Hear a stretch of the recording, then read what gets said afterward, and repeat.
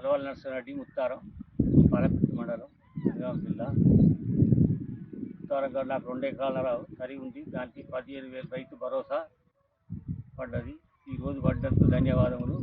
మరియు బయట మేము ఎవరికి ఎదురు చూడకుండా ఇచ్చారు కనుక రేవంత్ రెడ్డి గారికి మరియు కాంగ్రెస్ ప్రభుత్వానికి ధన్యవాదములు. నేను మేఘమ్మ శంకరయ్య, తొనిగండ్ల గ్రామము, రామాయంపేట మండలం, మెదక్ డిస్టిక్.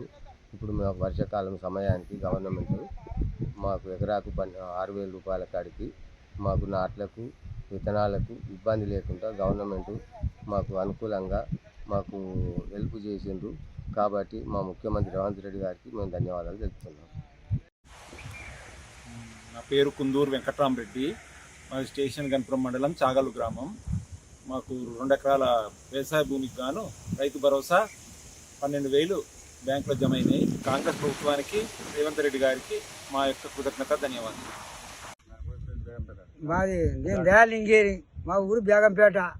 నాకు 12,000 పడ్డాయి. 12,000 పడ్డాయి. 2 ఎకరాల పొలం. రేవంత్ రెడ్డికి ధన్యవాదం, దండం.